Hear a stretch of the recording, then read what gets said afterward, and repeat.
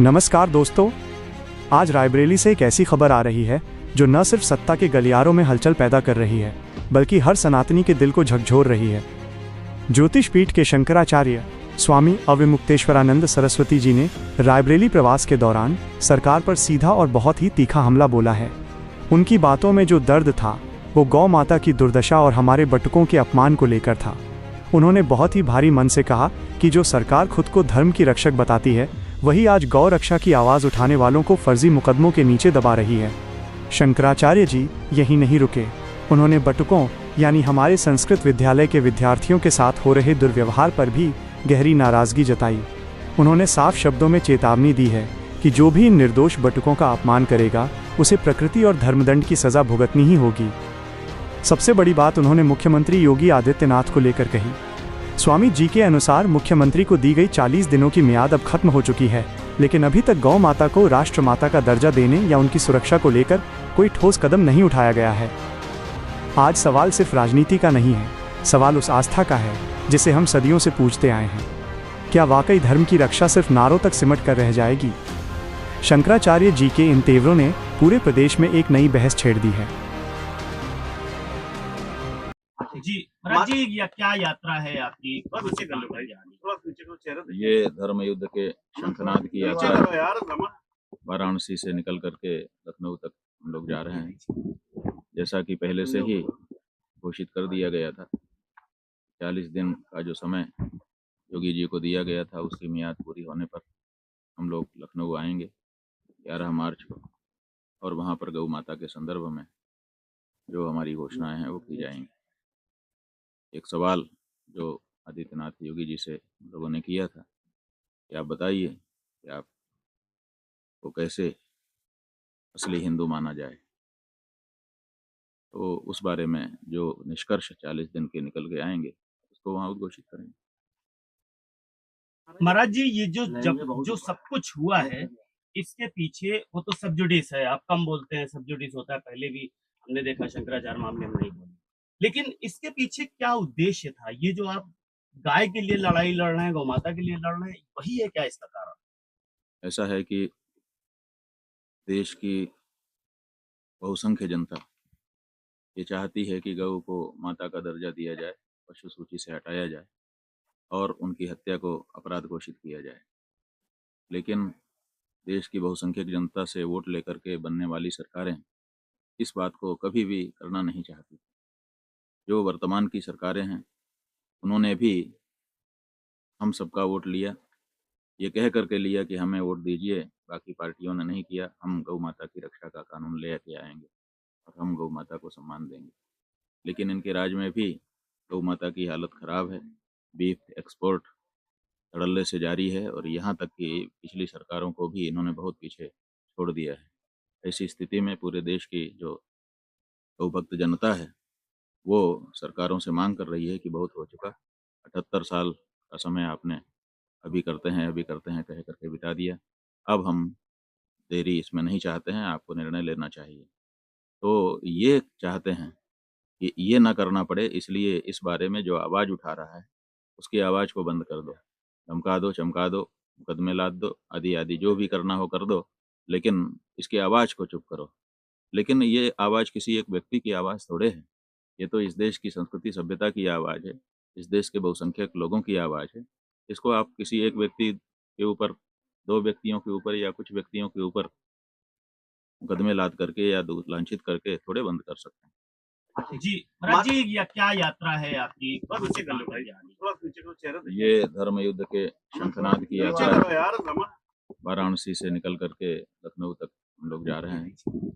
जैसा कि पहले से ही घोषित कर दिया गया था, 40 दिन का जो समय योगी जी को दिया गया था उसकी मियाद पूरी होने पर हम लोग लखनऊ आएंगे 11 मार्च को, और वहाँ पर गौ माता के संदर्भ में जो हमारी घोषणाएं हैं वो की जाएंगी।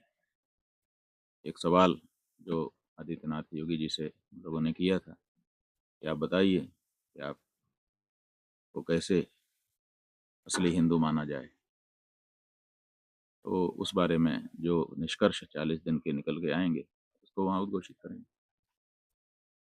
महाराज जी, ये जो सब कुछ हुआ है इसके पीछे वो तो सब जुडिस है, आप कम बोलते हैं, सब जुडिस होता है, पहले भी हमने देखा शंकराचार्य मामले में नहीं बोले।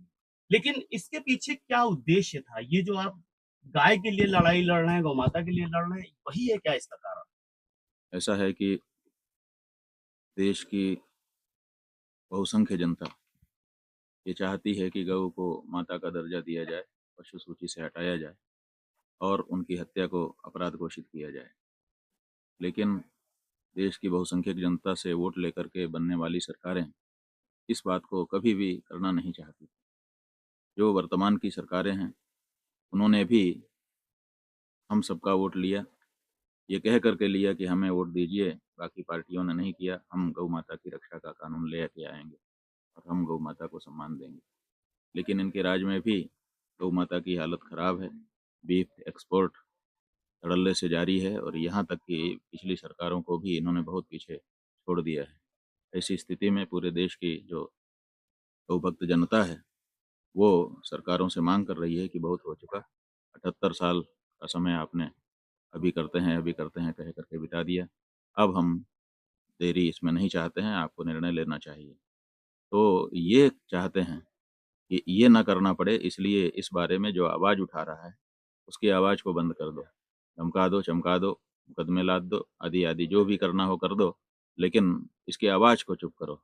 लेकिन ये आवाज़ किसी एक व्यक्ति की आवाज़ थोड़े है, ये तो इस देश की संस्कृति सभ्यता की आवाज़ है, इस देश के बहुसंख्यक लोगों की आवाज़ है।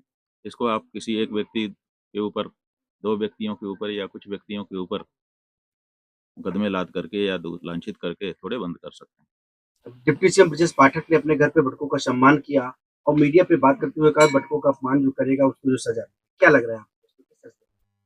जो करेगा उसको सजा मिलेगी और जिसने कर दिया है उसको कौन सी सजा मिली? जो करेगा उसको सजा मिलेगी। माने सब कुछ भविष्य के ऊपर निर्भर है।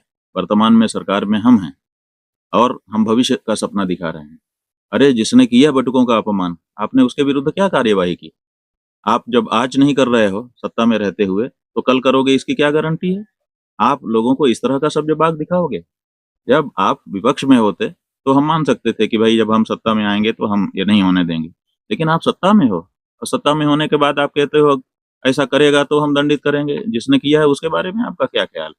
उसके ऊपर तो जांच भी नहीं बैठाई आपने, उसके ऊपर तो आपने एक वक्तव्य भी नहीं दिया। आपके जितने भी लोग बोल रहे हैं वो कहते हैं कि बहुत गलत है, लेकिन गलत है तो फिर आप कर क्या रहे हो? इसके बारे में कोई जवाब नहीं है, कोई एक वाक्य नहीं है। जिस तरह देखा जाए जो है ये पूरा प्रकरण चल रहा है, उसके बाद जो है विपक्षी राजनीतिक पार्टी आपका समर्थन करती हुई देखी जा रही है। 11 तारीख की आपकी यात्रा जो है लखनऊ पहुंचेगी, तो क्या लग रहा है कि अखिलेश यादव उसको जो है उस यात्रा में शामिल होंगे? ऐसा है कि आप लोग विपक्षी और पक्ष कहते हो। विपक्षी और पक्ष जो है ये राजनीतिक पार्टियां हो सकती हैं, जो सत्ता में है वो पक्ष हो जाती है, जो सत्ता में नहीं आ पाई वो विपक्ष हो जाती है। हम तो एक हिंदू हैं, एक हिंदू के लिए कौन पक्ष है कौन विपक्ष है? जो हमारी पीड़ा में हमारे साथ खड़ा हो वही हमारा पक्ष है। जो हमारे साथ पीड़ा में हमारी खड़ा नहीं हो सकता, बल्कि जो पीड़ा देने का कारण है वो विपक्ष है, तो हमारे लिए तो वही पक्ष हो सकता था।